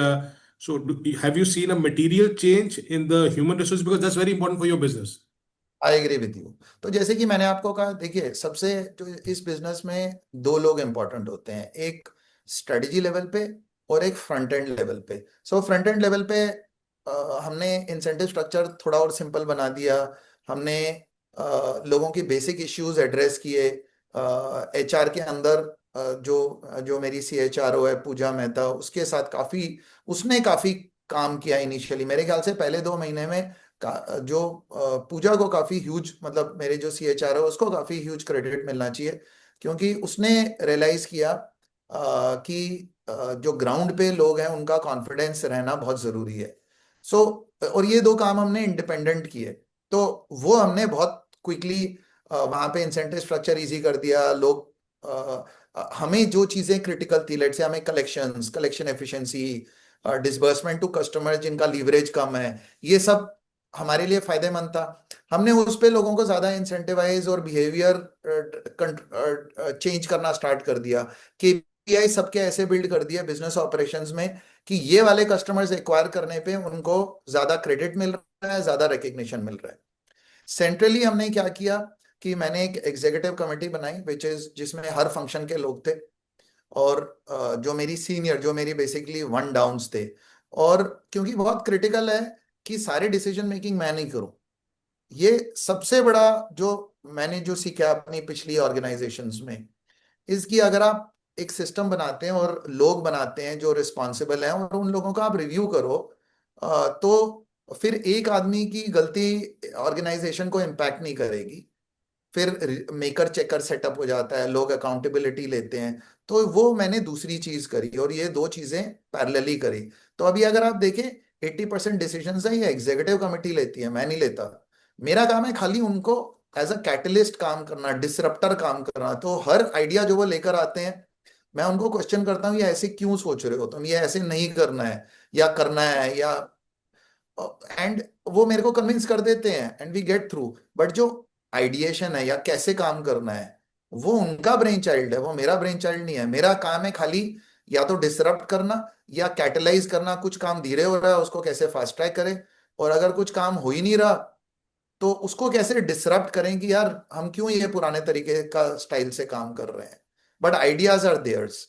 थर्ड जो गुड। आपने कहा, क्या बाहर से लोग लाएं और क्या अंदर वाले लोगों को क्या किया। सो क्लियरली बाहर से 2-3 एरिया में लोग लाने की जरूरत थी। जैसे डेटा एनालिटिक्स, हमारी टीम को स्ट्रेंथन करने की जरूरत थी, तो हमने डेटा एनालिटिक्स से लाए। कस्टमर सर्विस से हम एक सीनियर प्रोफेशनल को लेकर आए, क्योंकि हमने रियलाइज किया कि यहाँ पे एग्जिस्टिंग कस्टमर्स पे काफी काम करना है। तो कस्टमर सर्विस और कस्टमर ग्रीवियंस बहुत ही सीरियस काम करने की जरूरत है। कलेक्शंस, हमने 3,000 करोड़ की बुक राइट ऑफ करी थी, तो हम ऐसे नहीं जाने दे सकते। और ये फ्रॉड्स नहीं है, ये कस्टमर्स है जो ओवर लीवरेज हुए थे और जिनको हमने राइट ऑफ किया। तो कलेक्शंस में हम 2 बहुत सीनियर लोग लेकर आए कि, और उसके अंदर हमने काफी इन्वेस्ट किया है। क्रेडिट, जो जो मैंने आपको बताया चीफ क्रेडिट ऑफिसर, उनको हम लेकर आए, जो कि माइक्रो फाइनेंस में एग्जिस्ट ही नहीं करता। और फिर हमने क्या किया, कुछ रोल्स हैं जो हमने डिवाइड कर दिए। जैसे एक ही आदमी था जिसके पास कंप्लायंस भी था, कंपनी सेक्रेटरी भी था, चीफ कंप्लायंस ऑफिसर भी था। हमने कहा कि एक आदमी के पास इतनी सारी रिस्पॉन्सिबिलिटी नहीं होनी चाहिए, तो हमने वो डिवाइड कर दी। So we got a new chief compliance officer with lot of experience. हमने कंप्लायंस एज अ फंक्शन हमने कहा यार कंप्लीटली अलग होना चाहिए, और इंटरनली किसी को हमने प्रमोट किया एज अ कंपनी सेक्रेटरी। तो कुछ लोग बाहर से आए, कुछ लोग इंटरनली प्रमोट हुए। सो ऐसा हमने mix and match strategy adopt करी। No, no, good. Ajib and Varun, please, okay. I'll keep on asking questions, okay? But you can chip in, please. Sure. Hi, sir. हाँ जी, Hi, हाँ। and hi. So, just wanted to ask, like, how is Fusion like right now positioning itself versus in this microfinance environment, and considering more and more SFBs are also expanding into rural credit. So, how do we stand and how are we positioning ourselves right now? Great. So 2 चीजें हैं। एक, हमने कहा कि micro finance हमारा core sector रहेगा, वहां पे सबसे क्रिटिकल है जीरो बकेट कलेक्शन एफिशिएंसी। तो वो कलेक्शन एफिशिएंसी जैसे, और या फ्लो रेट अगर मान के चलते हैं, तो वो जो फ्लो रेट है वो मंथ ऑन मंथ हमने काफी इम्प्रूव किया है। अगर आप देखें तो मतलब 0.54% हमारा बेस्ट फ्लो रेट था पिछले क्वार्टर का। और every month after that, last 2 महीने में भी सिग्निफिकेंट इंप्रूवमेंट है फ्लो रेट्स में। सो आप समझिए कि हमारा जून क्वार्टर 0 पॉइंट मतलब Q1 हमारा 0.54% फ्लो रेट था करंट बकेट में, यानी 100 माइनस 0.54, तो लगभग आप समझ सकते हैं कि 99.46 हमारी कलेक्शन एफिशिएंसी थी। ये तब से कंटिन्यूअसली इंप्रूव होती जा रही है और ये गिर गई थी एक टाइम पे 97.5 98। तो पिछले 2 क्वार्टर से ये 99.4 के ऊपर है। और अभी तब मतलब पिछले क्वार्टर खत्म होने के बाद अब से पिछले 2 महीने हमें इसमें सिग्निफिकेंट इंप्रूवमेंट दिख रहा है, जो कि तो ये हमें लगता है ये बिजनेस तो इसी के बेसिस पे चलेगा। जीरो बकेट कलेक्शन एफिशिएंसी बहुत स्ट्रांग होनी चाहिए, ये 99.5 के नीचे नहीं जानी चाहिए। और ये बिजनेस में ये मेट्रिक सबसे क्रिटिकल है। एक बार कस्टमर हमारे हाथ से निकल गया, फर्स्ट बकेट के आगे चला गया, तो उसको आगे रोकना बहुत मुश्किल है। तो ये हमारा कोर बिजनेस है। इसकी एक अलग टीम है जो खाली माइक्रो फाइनेंस देखती है। सो चीफ ऑपरेटिंग ऑफिसर है, क्रेडिट है, सीबीओ है, और इसका एमएसएमई से कोई लेना देना नहीं। ये दोनों कंप्लीटली अलग बिजनेसेस हैं। इसमें हम देख रहे हैं ऑपरेशनल एफिशिएंसी कैसे बढ़ाएं, डिसबर्समेंट्स कैसे करें मंथ ऑन मंथ। तो हमारे जो डिसबर्समेंट फिगर्स हैं वो कंटिन्यूसली इंप्रूव होते जा रहे हैं मंथ ऑन मंथ, मतलब हर महीने पिछले महीने से 7 से 8% ग्रोथ हो रही है। तो हमें कॉन्फिडेंस है कि इसमें हम अच्छे ट्रेजेक्टरी पे हैं। सर और हमारा ये मेरे ख्याल में हाईएस्ट एयूएम कितना 11-12 हजार करोड़ गया था ना? बारह जो हजार करोड़ गया था। Peak AUM, right? 12,000 करोड़ गया था, हाँ। अभी कितना सर? 7 साढ़े 7, राइट? 8,000 करोड़ का एयूएम है। तो as per you, to reach that level it will take how many years sir, under your guidance? 1 साल 2 साल? सो मुझे ऐसा लगता है कि आप एक रफ मैथ्स कर लीजिए कि मैं आपको कि 5 से अभी लेट से हमारा 400 करोड़ के आसपास हमने ऑलरेडी आपको फिगर्स शेयर किए हुए हैं कि 400 करोड़ हमने लास्ट जुलाई में किया था डिसबर्समेंट। 550 करोड़ का हमारा रन डाउन था। तो यही अगर ट्रेजेक्टरी रही मेरे ख्याल से एक क्वार्टर के अंदर हम इन्फ्लेक्शन पॉइंट पे आ जाएंगे और वहां से हमारी बुक नेट ग्रोथ स्टार्ट हो जाएगी। इस बिजनेस के अंदर फिर ग्रोथ इजी है उसके बाद, एक बार आपकी ट्रेजेक्टरी आ जाती है। और पैरेलली हमारा एमएसएमई बिजनेस भी ग्रो होगा। तो जो अब ये बुक लेट से 11,000 करोड़ या 11,500 करोड़ पे पहुंचेगी, इसमें जो कॉन्स्टिट्यूशन होगा एज कंपेयर टू बिफोर, जब माइक्रो फाइनेंस 2% था, सॉरी एमएसएमई 2% था, वो सिग्निफिकेंटली चेंज हो जाएगा और एमएसएमई का परसेंटेज भी इंक्रीज हो जाएगा। तो ऐसा नहीं होगा कि सारी हैवी लिफ्टिंग माइक्रो फाइनेंस को ही करनी पड़ेगी। तो आपका आंसर क्या है सर कि 12,000 करोड़ बुक पहुंचेगा 2 साल में कि उससे पहले? तो मतलब मैं आपको एग्जैक्ट, आप जानते हैं कि ऐसा हम नहीं नहीं, I am exact just saying कह सकते। मैथमेटिकली, जैसे आपने बोला कि 5-6% का मंथ मंथ ग्रोथ तो हो रहा है। आप एक उसको मैं कह रहा हूँ, सो मेरा आप अगर इसको ब्रेक डाउन कर सकते हैं, मैंने आपको एक्सप्लेन किया कि हमारा क्या ट्रेजेक्टरी है। आप इसी, और ये ट्रेजेक्टरी कंटिन्यूस ऐसी रहेगा, आप इसी ट्रेजेक्टरी को अगर बिल्ड कीजिए कि मंथ ऑन मंथ 7 से 8% ग्रोथ हो रही है। 400 करोड़ मैंने जुलाई में की है। मैं आपको कह रहा हूँ अबाउट जो इन्फ्लेक्शन पॉइंट होगा वो क्वार्टर 3 में होगा। तो आप एक एस्टिमेट लगा सकते हैं कि कितने, और एमएसएमई बुक अबाउट 30-40% ग्रो हो रही है, डिसबर्समेंट 30-40% ग्रो हो रहा है। तो आप एक एस्टिमेट लगा सकते हैं कि कितने टाइम में ये हो तो जाएगा। आप बोल रहे हो कि जो आपका एयूएम का डी ग्रोथ है वो एंड हो गया है? एयूएम का जो डी ग्रोथ है वो थोड़ी देर और रहेगा, उसका इन्फ्लेक्शन पॉइंट हमारे हिसाब से क्वार्टर 3 के एंड तक आ जाएगा। क्योंकि 400 करोड़ हमने लेट से जुलाई में किया था, और जुलाई में अबाउट 570 करोड़ का रीपेमेंट था, मतलब रन डाउन था। तो 170 करोड़ हम नेगेटिव थे। ये नेगेटिव जो है हमें लगता है अबाउट Q3 में, मतलब ट्रेंडिंग के हिसाब से Q3 में ये Q3 एंड तक ये खत्म हो जाएगा और वहां से बुक पॉजिटिवली ग्रो स्टार्ट हो जाएगी। So quarter So the 4 disbursements. Onwards, तो वरुण भाई sorry, Q4 onwards we should quarter start. 3 onwards, yeah, mid quarter 3 onwards, let's say mid of quarter 3 onwards. Okay, so sorry, okay, Varun bhai. Okay, my thing is that when we hear a lot of managements, okay, during the con calls, तो Bajaj finance का कुछ और view है sir, Kotak का कुछ और view है, श्रीराम का कुछ और व्यू है, specially on the MFI segment, okay, because that's a area of concern और area of, okay, that's a subject, you know, which everyone is talking, worried and everything. So what gives you that confidence, of thinking कि quarter three या whatever, mid of quarter three you will start, seeing growth back in AUM, और inflection point जैसे आपने बोला ये हो जाएगा. What gives you that confidence? Because as I said, everyone has a different view on MFIs. I agree. So मैं वरुण का और वरिंदर जी आपका क्वेश्चन ऑलमोस्ट जो, क्योंकि उसका दूसरा पार्ट बाकी था कि जो वरुण ने वो आप ही के इस क्वेश्चन के साथ लिंक्ड है, तो मैं उसको कंप्लीट करता हूं और उसमें आपके क्वेश्चन का भी आंसर है, which is the second part of हमें क्या लगता है ग्रोथ ट्रेजेक्ट्री या कहाँ से ग्रोथ आएगा. तो हम रूरल सेंटिमेंट पॉजिटिव होते हुए देख रहे हैं. आई थिंक दूसरा हमें ऐसा लगता है कि मार्केट में सारी चीजें पॉजिटिव की तरफ जा रही हैं. आई थिंक जो जीएसटी चेंज है वो सिग्निफिकेंट पॉजिटिव ट्रेंड है.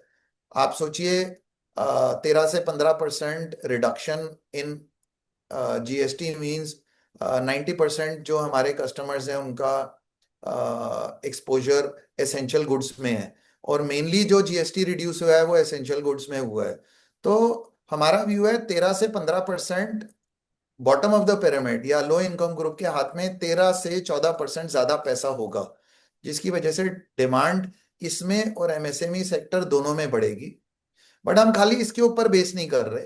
हम ये कह रहे हैं देखिए डिमांड तो इस सेगमेंट में हमेशा थी, खाली हमारी जो इंटरनल प्रोसेसेस हैं और टेक्नोलॉजी है वो स्ट्रांग होने की जरूरत है इस डिमांड को प्रॉफिटेबली आगे ले जाने के लिए. वो हमने कर दिया है. सो मैं तो ये तो जीएसटी वगैरह है, इसका तो पॉजिटिव स्पिन है. मैं तो इसको अभी इंक्लूड भी नहीं कर रहा इसमें. और हमें लगता है कि जो पॉजिटिव ट्रेजेक्ट्री है वो हमारे चेंजेस करने की वजह से आएगी और एक्सटर्नल की वजह से नहीं है. एक्सटर्नल में तो हमेशा डिमांड थी.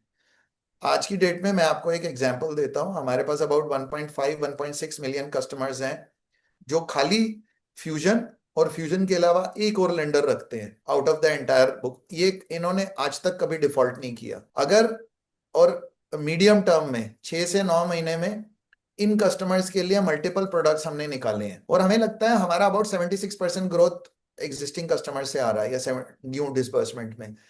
तो हमारा व्यू है कि अगले 6 से 9 महीने में इन्हीं कस्टमर सेगमेंट पे हम फोकस करेंगे. वाइल फोकसिंग ऑन दीज हम क्रेडिट मेट्रिक्स बढ़ा रहे हैं, बना रहे हैं न्यू टू फ्यूजन और न्यू टू क्रेडिट कस्टमर्स के लिए स्ट्रॉन्ग गार्डरेल्स बनाने के लिए. तो लगभग Q3 के एंड में वो हमारे रेडी हो जाएंगे.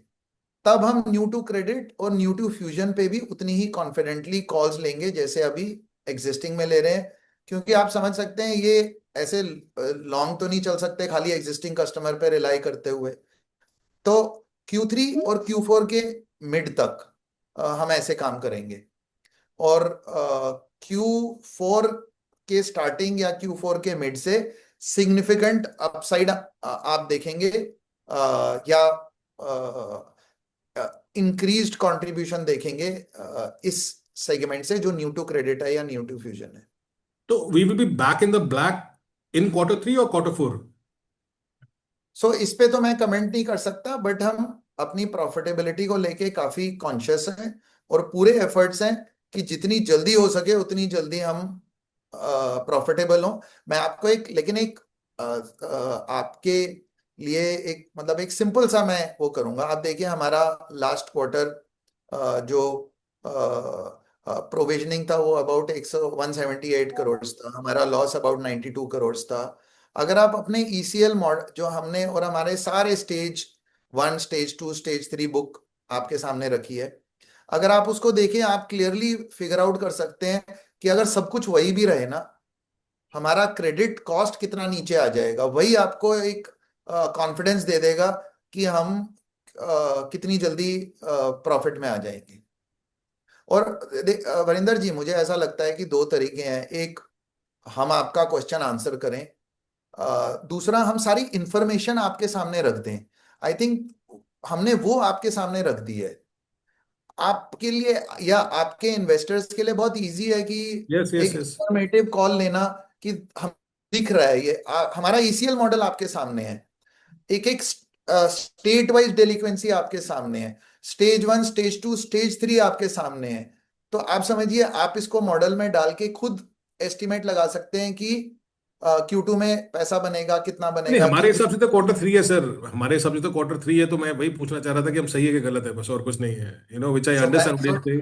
सो टफ है ऐसे कमेंट करना Varinder ji. No problem, no but problem sir, no problem. But sir, हमारी सर कोशिश होगी आपने कि एक चीज जितनी आपने एक जल्दी चीज प्रॉफिट आ सके। आपने एक चीज प्रोविजनिंग का बोला सर। प्रोविजनिंग से हमेशा डर लगता है कि कभी ना कभी ये सांप आ जाता है। ये अभी प्रोविजनिंग पूरी खत्म हो गई है सर? नहीं, मैं बोला प्रोविजनिंग अभी पूरी की पूरी खत्म हो गई है सर, कि और भी पेंडिंग है, कि जो अभी प्रोविजनिंग और आ सकती है, और we are done and absolutely, dusted? आप एकदम एब्सोल्युटली आप देखिए, आप हमारी बुक्स देखिए ना, स्टेज 1 स्टेज 2 स्टेज 3 में कुछ बचा ही नहीं है। स्टेज 2 में हार्डली कुछ 170 करोड़ है, ये बुक ही नहीं है कोई तो। Got it. मतलब स्टेज 3 में 350 करोड़ है, तो बुक ही नहीं, वो तो ऑलरेडी प्रोविजनड है। और स्टेज 3 में जितना भी है वो हमारा कुछ 96 97 प्रोविजनड है, तो कुछ बुक ही नहीं बची है जो हमारी स्टेज 2। मतलब आप सोचिए, पूरी बुक के अंदर जस्ट 178 करोड़ या 180 करोड़ स्टेज 2 में, और बाकी सारा तो हमने आपको, आप हमारी कलेक्शन एफिशिएंसी देखिए, चाहे आप फर्स्ट बकेट की देखें या सेकंड बकेट की देखें या थर्ड बकेट की, आप देखेंगे कि कितनी ह्यूज इंप्रूवमेंट है। तो आगे फ्लो होने का कोई चांस ही नहीं है। और जीरो बकेट में मैं आपके साथ शेयर कर रहा हूँ, नेट फ्लो रेट 0.54% था, मतलब 99.5 के आसपास है। जो सबसे अच्छी चीज है कि जो नई बुक है ना हमारी, वो काफी स्ट्रांगली आ रही है। मतलब 44% ऑलरेडी हमारी लास्ट क्वार्टर तक नई बुक थी, और हर क्वार्टर ये नई book aggressively as a percentage बढ़ते जा रही है इसकी परफॉर्मेंस। और ये जो नई बुक है इसमें हम ने मोस्टली 2 लेंडर पे ही बंद कर दिया है, इवन 3 लेंडर पे हमने बहुत कम डिसबर्समेंट करी है। सो हमने आपको ये भी फिगर दिया है अप्रैल ऑनवर्ड्स। अगर आप जो हमने नई बुक एक्वायर करी है 4 महीने में, वो हार्डली 15-20% है जो 3 लेंडर्स पे है, जो कि मार्केट में नॉर्म है। और 80% है जो खाली फ्यूजन और फ्यूजन+1 पे है। तो हमें गॉट काफी कॉन्फिडेंस है कि जैसे हम जा रहे हैं, जो नई बुक भी हम क्रिएट कर रहे हैं। और माइक्रो फाइनेंस में क्या एडवांटेज है कि जो भी बुरा है ना, वो फिर जब निकल जाता है तो बहुत जल्दी निकल जाता है, क्योंकि शॉर्ट टेनर बुक्स हैं। सर, ये राइट इश्यू पे कितना पैसा रेस हो गया अभी तक, 800 करोड़ में से? सो 800 करोड़ रेस किया था हमने। 800 करोड़ सक्सेसफुली हो गया था। सो 400 करोड़ हमने कॉल किया है, जो कि हमारे पास है। 400 करोड़ और है जो इज ऑन कॉल, जो हम कभी भी कॉल कर सकते हैं। जब राइट्स इश्यू जब से हुआ था तब से 18 महीने में। अच्छा, तो अभी जरूरत नहीं है कॉल करने की, मतलब व्हेन डू हाँ, यू अभी प्लान? जरूरत नहीं है अभी। जैसे हमने बताया, हम कुछ हर महीने अबाउट 300 से 400 करोड़ फ्रेश डिसबर्समेंट्स हो, मतलब फ्रेश फंडिंग आ रही है। तो हमारे हिसाब से अभी जरूरत नहीं है। बट ये कॉल पे अवेलेबल है, जैसे ही हमें लगता है कि। और डिसबर्समेंट्स भी आप देखिए, ऐसा नहीं है कि 1000 करोड़ पे पहुंच गए हम महीने के। तो ये अभी it's not required. As and when it will be required, it is available on call. Sir, अजीब भाई, मेरा मत वेट करना, मैं पूछता रहूंगा क्वेश्चन। अच्छा, तो please chip in, okay, whenever you want to chip in, okay, I will keep on asking all the stupid questions, okay. Sir, आपके हिसाब से has the NBFC cycle turned after seeing the worst in the last 4 5 years? So Varinder ji, मुझे ऐसा लगता है from an industry no, जितनी भी अच्छी चीजें या बुरी चीजें होनी थी वो अब खत्म हो गई। अब मेरे को लगता है कि हर कंपनी अच्छा, को ना, अच्छा क्या हुआ सर? संजय जी, अच्छा क्या हुआ लास्ट 3 4 साल में, जो 5 साल जो में? गार्ड रेल्स हैं आप देखिए एनबीएफसी के अंदर, जो अनसिक्योर्ड के अंदर डिजिटल लेंडिंग में प्रॉब्लम थी, अभी एट एन इंडस्ट्री लेवल ऐसे गार्ड रेल्स बन गए हैं कि डिजिटल पे एकदम क्लियर सबको पता है क्या करना है क्या नहीं करना। सिक्योर्ड पे या लैब के ऊपर प्रॉब्लम्स थी, वो सॉल्व हो गई हैं। क्रेडिट कार्ड्स में क्लियरली जो first time credit card users थे वो सॉल्व हो गया है। और एक इंडस्ट्री में एक माहौल हो गया है कि ये अब मतलब सबकी मसल मेमोरी में आ गया है। सिमिलरली माइक्रो फाइनेंस में जो इंडस्ट्री लेवल पे गार्ड रेल्स थे, आई थिंक वो एमफिन ने बहुत अच्छा काम किया है कि उसको बहुत ही स्ट्रांग और स्ट्रीमलाइन बेसिस पे डाल दिया है। अब वो इनिशियली कुछ एबरेशंस थे पहले एक क्वार्टर में, और एमफिन ने आई थिंक बोर्ड को अप्रोच किया उन कंपनीज की जहां एबरेशन थी, इनफैक्ट रेगुलेटर को तक लिखा है। तो now everybody is fallen in line. मैं इसीलिए कह रहा हूं कि जो इंडस्ट्री लेवल पे पॉजिटिव होना था वो अब हो गया है। अब मुझे ऐसा लगता है वरिंदर जी, हर कंपनी को ना अपना फ्यूचर आगे खुद चार्ट आउट करना पड़ेगा। अब ओवरऑल इंडस्ट्री की हेल्प नहीं मिलेगी किसी को भी।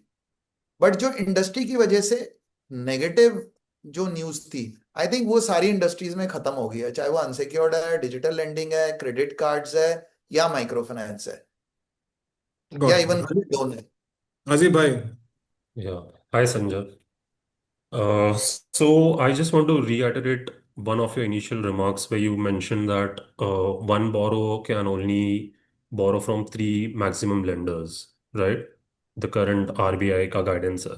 So are we seeing repeat customers for this या are we seeing के customers दूसरी जगह भी जा रहे हैं आपको छोड़ के?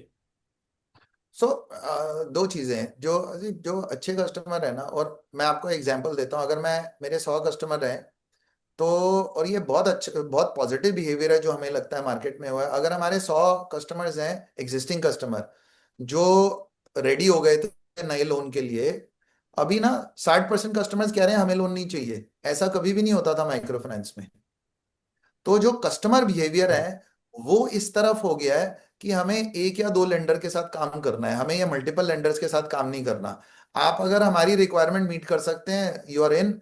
आप अगर हमारी रिक्वायरमेंट मीट नहीं कर सकते तो हम ऐसे तीन लेंडर पे भी वो संकोचते हैं कि हमें, वाइल एमफिन की गाइडलाइंस के हिसाब से 3 लेंडर अलाउड है। हमने देखा है हमारे काफी सारे सिग्निफिकेंट हमारे कस्टमर जो खाली फ्यूजन के साथ जुड़े हैं या फ्यूजन प्लस वन है, they come back in centre meetings saying कि आप, या तो हम आपके साथ रहेंगे या दूसरे के साथ रहेंगे, हमें ये 3 लेंडर 4 लेंडर नहीं चाहिए। मतलब 3 लेंडर भी नहीं चाहिए, 4 लेंडर तो खैर कर ही नहीं सकते वो, 3 लेंडर भी नहीं चाहिए। तो मुझे लगता है दोनों चीजें हो गई हैं। आई थिंक फाइनेंसर्स भी अवेयर हो गए हैं कि ये बहुत ही क्रिटिकल क्राइटेरिया है, और बोरोवर्स भी नॉलेजेबल हो गए हैं कि हमें ये ढंग से करना है। क्योंकि जहां जहां ये प्रॉब्लम हुई थी, इवेंचुअली जब डेलिक्वेंट होता है तो बोरोवर साइकिल से बाहर चला जाता है। उसके लिए भी अच्छा नहीं है साइकिल से बाहर जाना, क्योंकि उसके पास फिर ऑल्टरनेट क्या रहता है, प्राइवेट मनी लेंडर से पैसा लो, जो कि 2 गुना 3 गुना ज्यादा एक्सपेंसिव है। तो आई थिंक जिन्होंने डिफॉल्ट किया, वो ओवर लीवरेज की वजह से डिफॉल्ट तो किया, बट अब उन्होंने रियलाइज किया कि इसका सबसे बड़ा नुकसान उन्हीं को हुआ है। सो ये कस्टमर Hmm. बिहेवियर चेंज हो रहा है। हाउएवर, और मैं ये रिपीट करता हूं कि जो हमें लगता है क्रेडिट ना अब इतना आसान नहीं होने वाला, जस्ट नंबर ऑफ बोरोवर्स। अब क्रेडिट जैसे आपका Hmm. Credit card personal loan में आप 7 8 9 10 वेरिएबल्स देखते हो, 15 वेरिएबल्स देखते हो, वैसे ही अब माइक्रो फाइनेंस में भी होगा।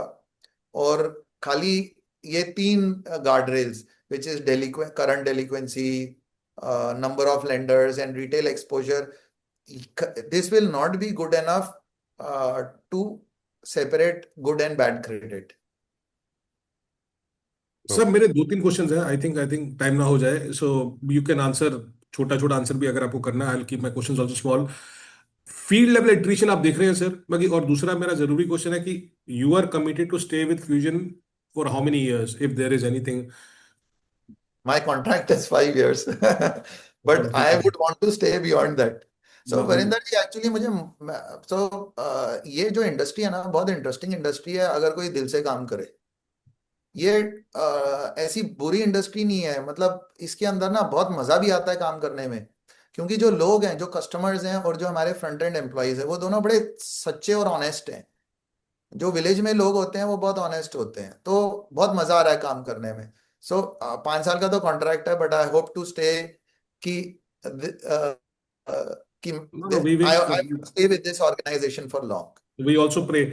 दूसरा सर, फील्ड लेवल एट्रिशन मतलब आपके सीनियर लोगों में कहीं आप देख रहे हो कि देर आर एट्रिशन हैपनिंग और not? Because again I think for this kind of a business, employees and technology सबसे बड़ा मोट ही है, तो आपके पास क्या ऐसा चीज हो रहा है कि जहाँ पे आपको थोड़ा सिरदर्दी हो रहा है कि यार इतने लोग क्यों छोड़ के जा रहे हैं? सो हमारा एट्रिशन हर महीने, पिछले महीने से इम्प्रूव होते जा रहा है, और हम सिग्निफिकेंट काम कर रहे हैं इसमें, लोगों में इन्वेस्ट कर रहे हैं इंसेंटिव स्ट्रक्चर पे। देखिए, दो चीजें चाहिए होती है वरिंदर जी, एक आदमी को रिस्पेक्ट और डिग्निटी चाहिए होती है, दूसरा उसको पैसा चाहिए होता है। कि मैं अपना घर छोड़कर यहाँ पे हूँ, सुबह 7 बजे से लेके 4 5 बजे तक काम कर रहा हूँ, सुबह 5 5 बजे उठता हूँ, 6 बजे 7 बजे सेंटर मीटिंग स्टार्ट होती है। तो उसके बाद उसको कमर्शियली उसके लिए वायबल होना चाहिए, तो हमने, और सिंपल होना चाहिए, तो हमने इंसेंटिव स्ट्रक्चर बहुत सिंपल बना दिया है, कलेक्शंस और क्वालिटी ऑफ कस्टमर बहुत की बना दिया है, तो वो पैसा भी कमा रहा है और हमारा कलेक्शन एफिशिएंसी भी इंप्रूव हो रहा है। और दूसरा, जैसे मैंने आपको बताया, एचआर और बिजनेस ऑपरेशंस ने मिलके ऐसा इंश्योर करा है कि देखिए इसमें ना स्ट्रेस है, एम्प्लॉय स्ट्रेस है, क्योंकि मेहनत बहुत है इस काम में, तो ऑब्वियस है कि स्ट्रेस आती है, एक दूसरे के ऊपर गुस्सा आता है, स्ट्रेस आता है। तो हमने ये इंश्योर किया है कि वो जो स्ट्रेस रिलीज है, वो, आप देखो वो हमारे साथ रहते हैं, ये उनका ऑफिस नहीं है, ये उनका घर भी है। तो हम ऐसे स्टेप्स ले रहे हैं कि उनको ऐसा कैसा लगे कि जैसे उनको अपने घर में लगता है, जैसे वो अपने घर में फेस्टिवल्स मनाते हैं, जैसे वो सुख दुख शेयर करते हैं, वैसे ही हम ऐसा कल्चर क्रिएट कर रहे हैं कि बड़े फ्री हो, कि जब वो चाहे एक्सप्रेस कर सके। हम सर मैं आपकी बहुत बातों सारे। में पूरा साथ में हूँ। अभी प्रॉब्लम पता है क्या, मैं सच्ची बोलता हूँ आपको, and I am very very honest. कई बार हम बहुत लोगों से सुनते हैं ना मार्केट में, that Fusion is facing attrition issues, okay, बहुत बड़े सीनियर लोग छोड़ के जा रहे हैं। Then this issue between the promoters, कि there were issues that the decisions were not taken on time because there are 3 promoters और उनमें बनती नहीं थी whatever was going on. So that is why I'm sorry asking again and again for us also to understand, and for people who have invested in your company to understand also, because whatever you are saying is like आप ईमानदारी से सच्ची से सब कुछ चीजें बता रहे हो और समझा रहे हैं हमें आप, which is completely contrary to what people have been talking about. सो मेरे ख्याल से वरिंदर जी, लोग, मतलब there is nothing we can do to Yeah, yeah, yeah, stop. yeah, so, और ना इसमें तो एक्शन से ही सब कुछ होता है।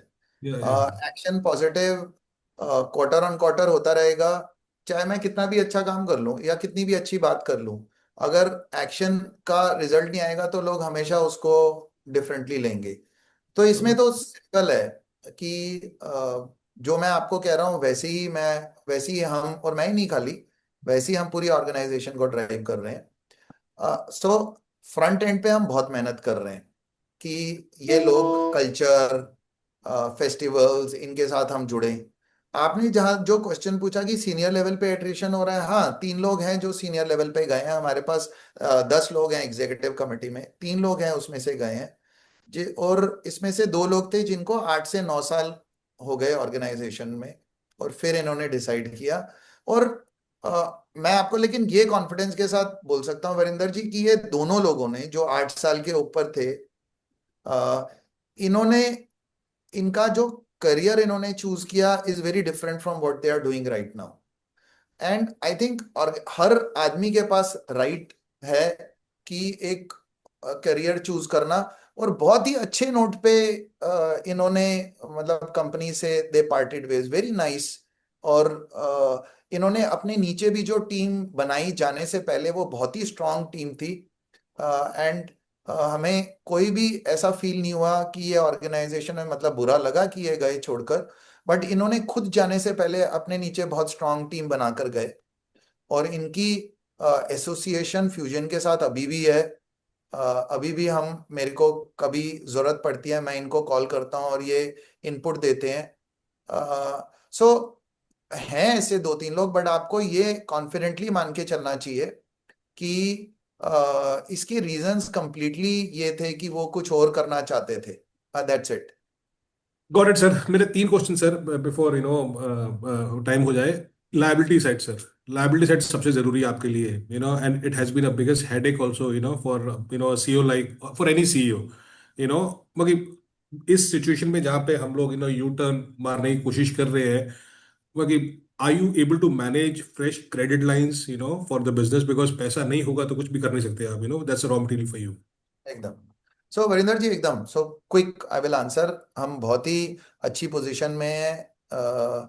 हम अबाउट, हमारी जो बुक है 10% के ऊपर हमारे कैश बैलेंसेस हैं।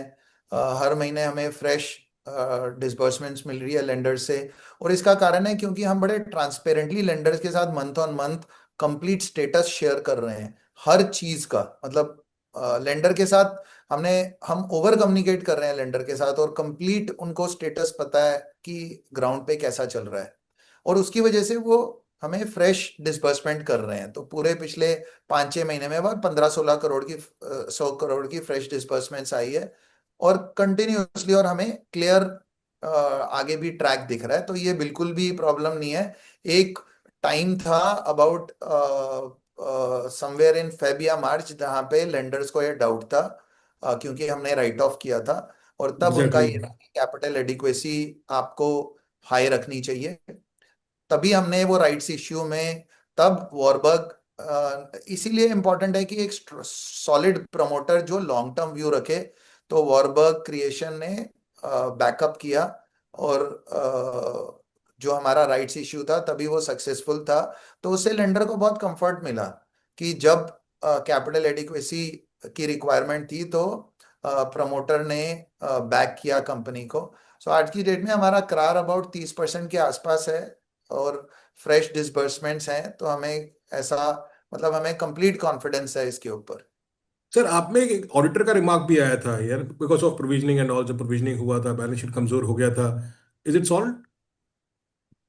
तो वो आप अगर रेफर कर रहे हैं गोइंग कंसर्न का, वो तो एक, यस। मतलब वो तो इसलिए था, वो उन्होंने क्या बोला था, वो एक स्टैंडर्ड रिमार्क है, जिसमें ऐसा था कि आप अगर, आपका जीएनपीए अगर एक लेवल के ऊपर है, तो उन्होंने कहा था कि जो आपका कोवेनेंट ब्रीच होता है जो आपके लेंडर्स के साथ एग्रीमेंट्स हैं, और हमने उनको एक्सप्लेन किया था कि हमारे सारे लेंडर्स कंप्लीटली कॉन्फिडेंस में है हमारे साथ, और क्लियर रीपेमेंट्स है हमारी लास्ट, और आप आगे के भी हमारे कैश फ्लोज देखिए, जो हमारी रीपेमेंट आ रही है कस्टमर से, जो रीपेमेंट आ रही है, और जो हमने बोरोवर्स को, लेंडर्स को रीपेमेंट करनी है, वो एकदम आप देख सकते हैं कहीं भी कोई मिसमैच नहीं है।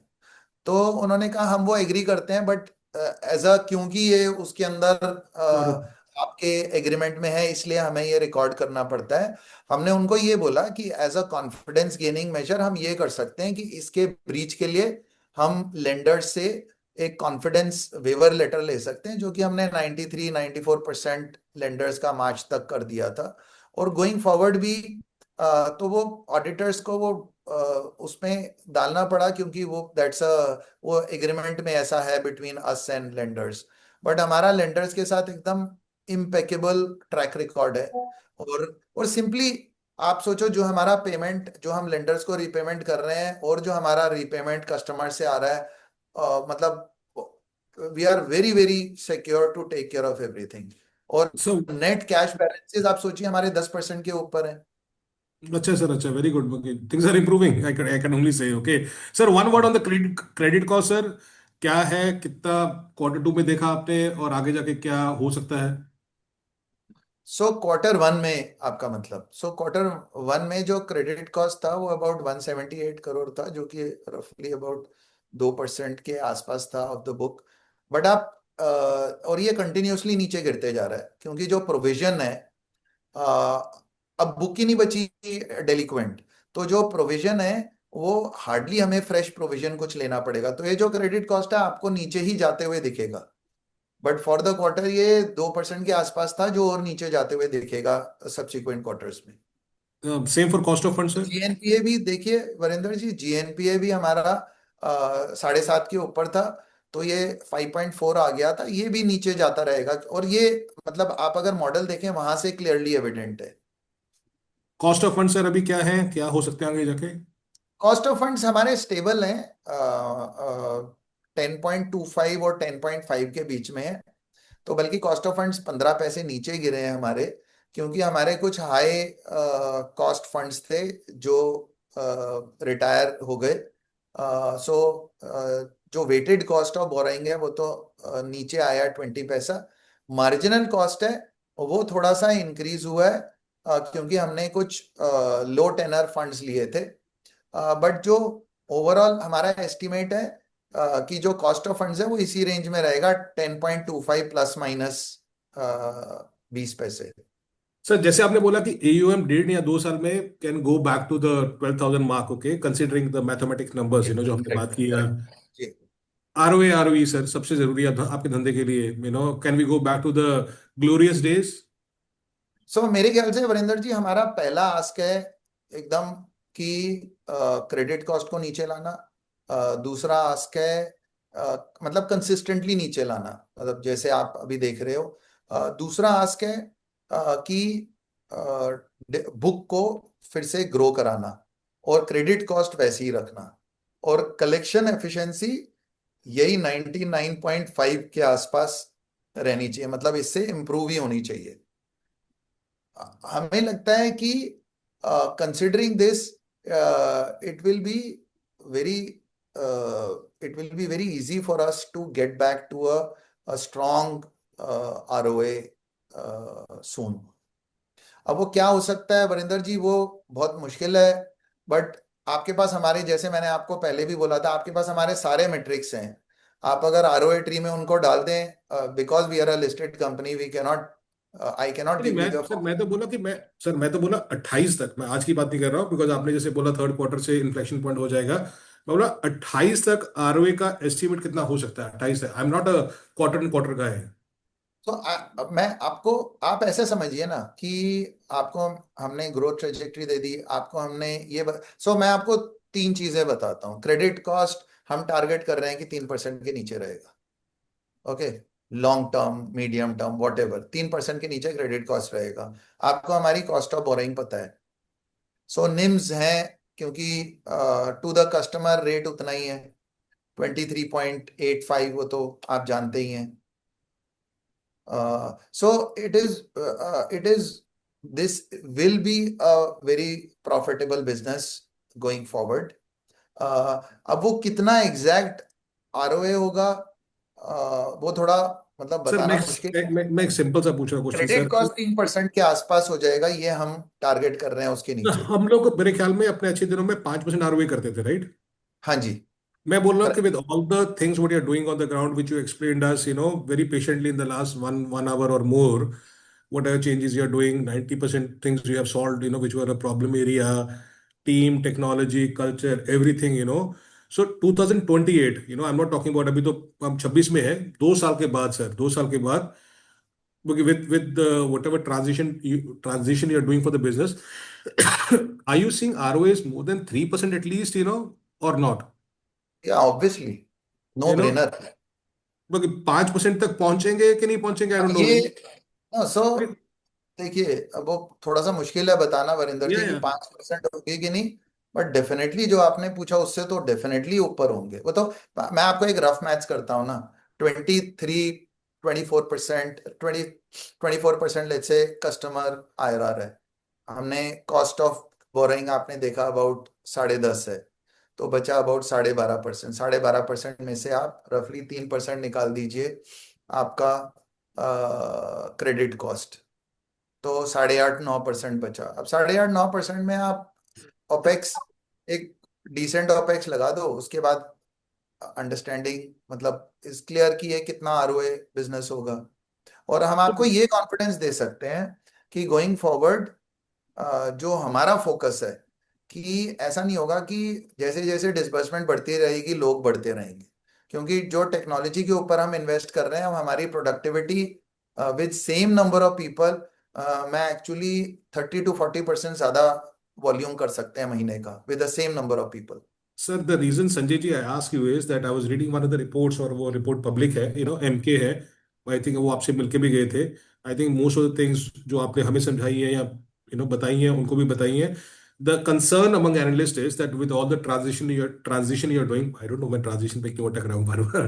ट्रांजिशन जो आप करना चाहते हो, और उसमें ये ऑपरेशनल कॉस्ट बहुत होंगे, और ऑपरेशन बिकॉज आपने ज्योग्राफिकल प्रोडक्ट डाइवर्सिफिकेशन करनी है, तो ऑपरेशनल कॉस्ट बहुत होंगे, and they are estimating that 28 तक आपका आरओए अगर होगा तो 2.5% से ज्यादा नहीं होगा। सो मैं कह सो रहा हूँ, सो आई एग्री। देखिए, हर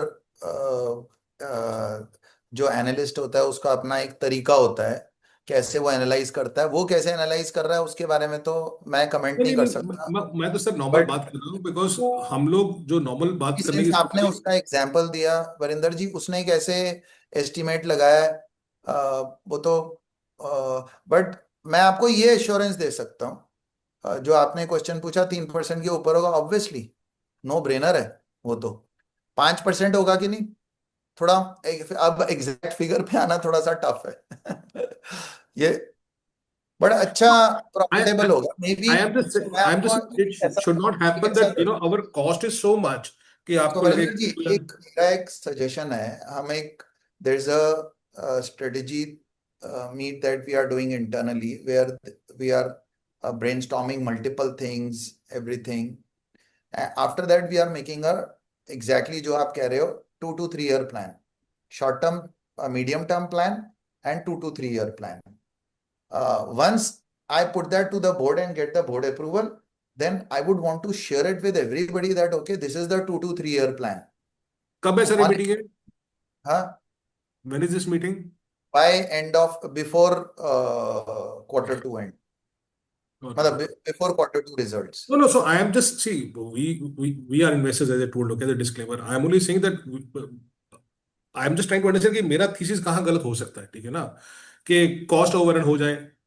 अभी इंडस्ट्री क्या होगा क्या नहीं होगा ना आपको पता है ना मुझे पता है। तो बस वही आप एक एस्टिमेट लगा लीजिए ना कि आप एक हाँ, कॉस्ट का बैंड का एस्टिमेट लगा लीजिए और ऐसा नहीं हाँ। है कि मैं जो ट्रांजिशन कर रहा हूँ उसके अंदर कॉस्ट का कोई रोल नहीं है क्योंकि whether it is MSME scale up और एफएमआई माइक्रो फाइनेंस स्केल अप और what we are doing in credit इसमें से किसी में भी मेट्रिक में स्केल अप करने में कोई कॉस्ट इंक्रीज नहीं होगा मतलब ओपेक्स इंक्रीज नहीं होगा ओपेक्स रिड्यूस ही होता रहेगा यहाँ से और आप एक फेयर इंडस्ट्री का अपेक्स ले सकते हैं और मैं आप बाकी सब मैच तो आपके साथ कर ही दिया एक अगर उसको एक ऐसा लगा if I go with your math तो सर आरओए 5% भी हो सकते हैं। मैं इसके बारे में थोड़ा नहीं नो टफ नहीं है मैं तो कमेंट मैथ करना मैथ तो सर आपने जो मैथमेटिक्स सिखाया वही बात कर no no good good good sir sir last question I know I am getting a bit greedy okay I hope you are getting a full free hand now from Warburg and other investor to operate the business 100%. And see, and Varinder ji, I am myself, I'm a very mature person. of I course have been running businesses for the last 28, 29 years.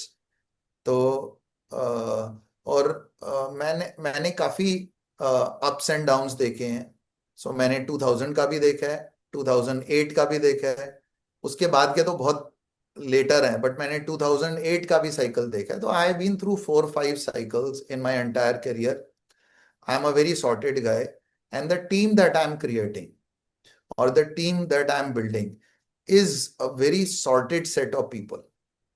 So, Warburg can lenders को complete confidence आ रहा है कि हाँ और हम खुद उनको और मेरा काम है खुद शेयर होल्डर से बाउंस ऑफ करना कि ये मेरे को लगता है क्योंकि इवेंचुअली उनका भी पैसा है और वो प्रमोटर शेयर होल्डर है but I and let's say my executive committee 8 लोग हैं उसके अंदर दे आर द ड्राइवर्स सो संजय +8 आप मान के चल सकते हैं इज द ड्राइवर बट जो डिसीजन मेकिंग है that is like completely coherent ऐसा नहीं है कि सब अपने अपने डिसीजंस ले रहे हैं अपनी मर्जी से काम कर रहे हैं तो कई बार तो मुझे ऐसा लगता है कि हम तो इन्वेस्टर्स हैं बोलते हैं कि हम रिस्क लेते हैं मुझे कभी कभी ऐसा लगता है कि आप लोग ज्यादा रिस्क लेते हो like as you said you have 25 28 29 years of experience I think L&T में पहले थे आप पहले कोटक में भी थे राइट बाकी अगर आपको सेफ खेलना होता you could have gone to a gold financer NBFC